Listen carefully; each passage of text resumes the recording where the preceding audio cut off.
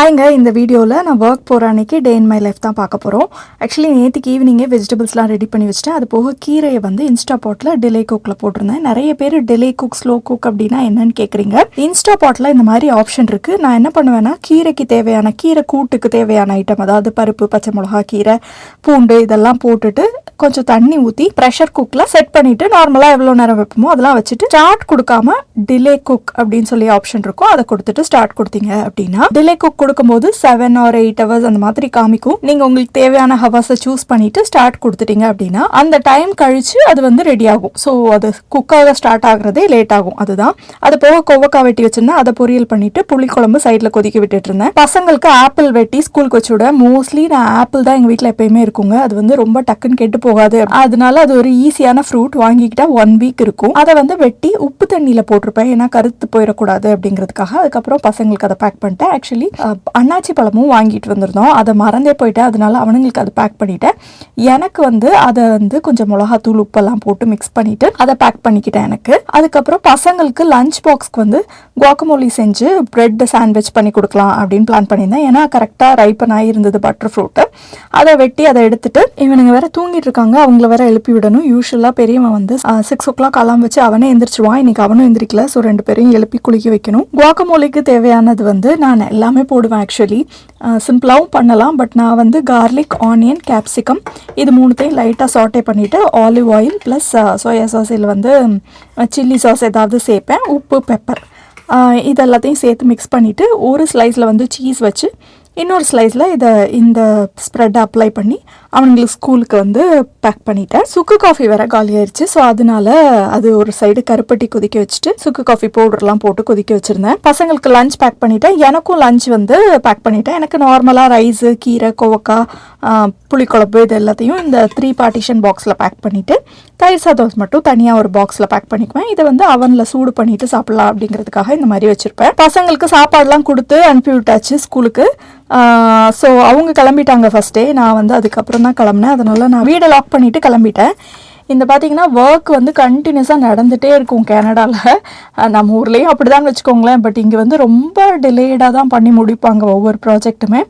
So அதனால சுற்றி எங்கே பார்த்தீங்கனாலும் ஏதோ ஒர்க்கு, கன்ஸ்ட்ரக்ஷன் நடக்கிற மாதிரி தான் இருக்கும். அந்த கன்ஸ்ட்ரக்ஷன் நடக்கிறதுனால நார்மலாக போகிற ஸ்டெப்ஸ் வந்து பிளாக் பண்ணியிருந்தாங்க. அதனால வேறு ஸ்டெப்ஸில் போய் ஏறினேன். நான் 2 ட்ரெயின் மாறி தான் போகணும். ஜங்ஷனில் இறங்கினதும் ஒரு லெவல் மேலே ஏறி தான் அடுத்த ட்ரெயின் பிடிக்கணும். ஏறின உடனே ஒரு ட்ரெயின் ஓப்பனில் நின்றுட்டு இருந்தது. எல்லோரும் அவசர அவசரமாக போய் ஏறினாங்க. நானும் போய் ஏறிட்டேன். எங்கே என்னன்னு கவனிக்கல. யூஸ்வலாக இந்த சைடு தான் ஏறுவேன், அதனால் ஏறிட்டேன் எதுவுமே யோசிக்காமல். ஸோ நானும் நின்றுட்டு இருந்தேன். ரொம்ப கூட்டமாக வேறு இருந்தது. ஏதோ அடுத்த ஸ்டேஷனில் ப்ராப்ளம் அப்படின்னு சொல்லிட்டு கொஞ்சம் நேரம் ஓப்பனாகவே தான் ட்ரெயின் இருந்தது. அதுக்கப்புறம் கொஞ்சம் நேரம் கழித்து ஸ்டார்ட் ஆகிடுச்சு.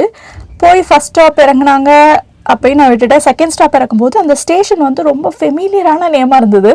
ஏன்னா நான் இப்போ போகிற ரூட் வந்து எனக்கு ரொம்ப ஃபெமிலியர் இல்லாத ரூட். இந்த ஆஃபீஸ் வந்து வேறு இடத்துல இருக்குது. முன்னாடி நான் போகிற ஆஃபீஸ் தான் வந்து எனக்கு ரொம்ப தெரிஞ்ச ரூட்டு.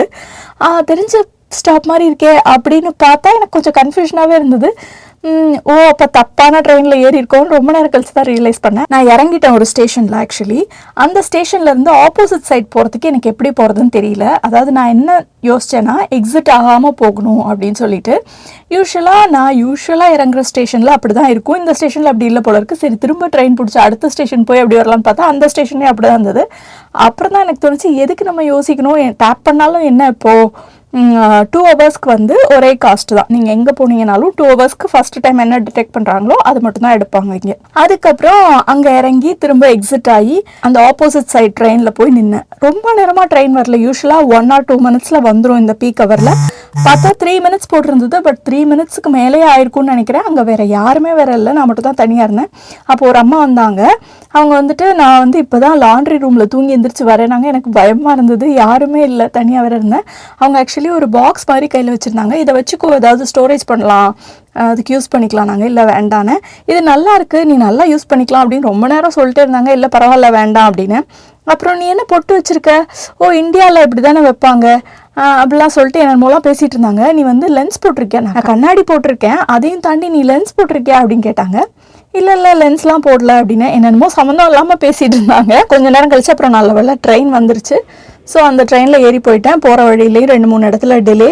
ரொம்ப லேட்டாக தான் போய் சேர்ந்தேன் ஆஃபீஸ்க்கு. அப்புறம் வழக்கம் போல் யாரையும் காணும்.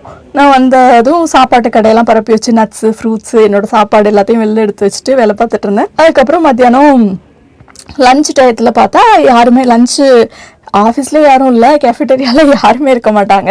ஸோ நானே தனியாக ஒரு டேபிள், இந்த மாதிரி டிவியோட ஒரு டேபிள் இருந்தது, டிவி ஓடுமா என்னெல்லாம் தெரில, அந்த டேபிளை பிடிச்சி சாப்பிட்டேன். யூஸ்வலாக இந்த லஞ்ச் பாக்ஸில் இப்படிலாம் மிக்ஸ் ஆகாது முன்னாடி, இப்போ என்னவோ எல்லாமே மிக்ஸ் ஆகி இருக்குது. அந்த ரப்பர் மாதிரி இருக்கும்ல, அது ஏதாவது தப்பாக இருக்கா என்னன்னு தெரியல. அதோட நான் கொண்டு வர பொசிஷனும் கரெக்டாக இல்லையோ என்னவோ தெரியல, அந்த பேக்கில் வைக்கிறது, லேப்டாப் பேக்கில். அதை சாப்பிட்டு முடிச்சுட்டு வந்து உட்காந்தா அப்பையும் யாரும் இல்லை. சரி கொஞ்சம் கீழே போய் எக்ஸ்ப்ளோர் பண்ணலாம் அப்படின்னு சொல்லிட்டு. ஏன்னா மார்னிங் யூஸ்வலாக நான் டவுன் டவுனில் ஒர்க் பண்ணும்போது குளிர்காலத்தில் பாத்துன்னு ஒன்று இருக்கும், அண்டர் கிரவுண்ட் வழியாகவே எல்லா பில்டிங்க்கும் போகலாங்கிற மாதிரி. அந்த மாதிரி இங்கேயும் கண்டிப்பாக இருக்கணும், ஏன்னா ரொம்ப பக்கத்துலேயே தானே சப்வே இருக்குது அப்படிங்கிறதுனால அது வந்து நம்ம ஃபஸ்ட்டு எக்ஸ்ப்ளோர் பண்ணிட்டா தான் பெட்ரு. அதனால இன்னைக்கு லஞ்ச் டயத்தில் கீழே போய் அது எங்கே இருக்குன்னு பார்க்கலாம் அப்படின்னு சொல்லிட்டு கீழே போய் பார்த்துட்டு இருந்தேன். போயிட்டு ஜஸ்ட் லெஃப்ட் திரும்பினதுமே ஸ்டேஷன் வந்துருச்சு, ரொம்ப பக்கத்துலேயே தான். இனிமேல் இந்த பார்த்தே யூஸ் பண்ணிக்கலாம் அப்படின்னு நினச்சிட்டு இருந்தேன். இங்கே வந்து நிறைய சாப்பிட்றதுக்கெலாம் கடை இல்லை. டவுன் டவுனில் பார்த்தீங்கன்னா நிறைய ஆப்ஷன்ஸ் இருக்கும், ஃபுட் கோர்ட்ஸே நிறைய இருக்கும். இங்கே வந்து எண்ணி ஒரு 4-5 கடை தான் இருக்குன்னு வச்சுக்கோங்களேன். அது போக பார்த்தீங்கன்னா வித்தியாசமாக நிறைய ஷாப்ஸ் இருக்குது. ட்ரை கிளீன் ஷாப் போல் இருக்குது, ட்ரை கிளீன் ஷாப் இருக்குது. இந்த பிரிண்ட் பண்ணி தருவாங்களா மக்கில், டிஷர்ட்டில், அந்த மாதிரி விதவிதமாக நிறைய ஷாப்ஸ் இருக்குது. எக்ஸ்ப்ளோர் பண்ணணும், ஆனால் தனியாக எக்ஸ்ப்ளோர் பண்ணுறதுக்கு கொஞ்சம் கடியாக தான் இருக்குது. சரின்னு சொல்லிட்டு இந்த வழியை பார்த்து வச்சுட்டு நான் மேலே போயிட்டு கொஞ்சம் ஏதாவது வாக் பண்ணலாம் அப்படின்னு சொல்லி பார்த்துட்டு இருந்தேன். அப்போயும் யாருமே இல்லை. கொஞ்ச நேரத்தில் நானே கிளம்பி ட்ரெயின் பிடிச்சி வந்துட்டேன். ஈவினிங் போகும்போதும் கொஞ்சம் டிலேஸ் இருந்தது. ரொம்ப டைம் ட்ரெயின்லேயே போயிடுது. ட்ரெயினில் ஒழுங்காக நெட்ஒர்க்கும் இருக்காது, அதனால நம்ம எதுவுமே பண்ண முடியாது. அந்த டைம் சும்மா தான் உட்காந்துட்டு வரணும். ஒரு வழியாக போய் சேர்ந்துட்டேன். அதுக்குள்ளே பசங்க வந்துட்டானுங்க. கதவு லாக் ஆகிருக்கு, கதவை தட்டினேன். யூஸ்வலாக சென்னையிலலாம் நான் ஒர்க்கு போயிட்டு வரும்போது அவங்க வீட்டில் இருப்பானுங்கள, வந்தது அம்மா அப்படின்னு சொல்லிட்டு ஓடி வருவானுங்க. இப்போ சின்ன பசங்களாக இருப்பானுங்க. இப்போ வந்து அவன் திறந்து விட்டுட்டு பெரியவன் அப்படியே யாரோ மாதிரி அப்படியே போயிட்டான். சின்னது வந்து இந்த ஒளிஞ்சு என்னை பயமுறுத்துறான். அதுக்கப்புறம் அவனுங்களுக்கு வந்து சாப்பாடெலாம் வச்சு கொடுத்தேன். இவனுங்களுக்கு மத்தியானம் லஞ்சுக்கு லைட்டாக தான் ஏதாவது வச்சு கொடுப்பேன், ஏன்னா சாதம் காயெல்லாம் வச்சு கொடுத்தா அப்படியே கொண்டு வந்துடுவானுங்க. அதனால வீட்டுக்கு வந்ததுக்கப்புறம் தான் நான் சமைச்ச காய் குழம்பு எல்லாமே கொடுத்துருவேன். எதுக்குமே நோ சொல்லக்கூடாது. பாகக்கானாலும் சாப்பிட்றணும், எங்களுக்கு வந்து ஆப்ஷனே கொடுக்க மாட்டோம் நாங்கள் சாப்பிட்ற விஷயத்தில் மட்டும். உனக்கு பிடிச்சது நல்லது இல்லைனாலும் சாப்பிடு, பட் ஆனால் நல்லது கண்டிப்பாக சாப்பிடு அப்படின்னு சொல்லிட்டு தான் நான் சொல்லிகிட்ருக்கேன். முடிஞ்ச அளவு வந்து அவ்வளோ அன்ஹெல்தியாக இல்லாதெல்லாம் ரொம்ப வீட்டில் வாங்கி வைக்க மாட்டோம். ஆனால் வெளியில் போகும்போது இங்கே அவாய்டே பண்ண முடியாது, சாப்பிட்டு தான் ஆவானுங்க. அதனால வீட்டில் இருக்கும்போது ஸ்நாக்ஸு, இந்த ட்ரிங்க்ஸு, சிப்ஸு இந்த மாதிரிலாம் ரொம்ப வாங்கவே மாட்டோம். ஃப்ரெஷ்ஷான காய்கறி வாங்கி சமைச்சு அப்படி தான் கொடுக்குறது. அது எல்லா காயுமே சாப்பிடுவானுங்க, கொஞ்சம் அப்படி இப்படிம்பானுங்க, விரும்பி சாப்பிட மாட்டாங்க, பட் ஆனால் கண்டிப்பாக சாப்பிட்ருவானுங்க.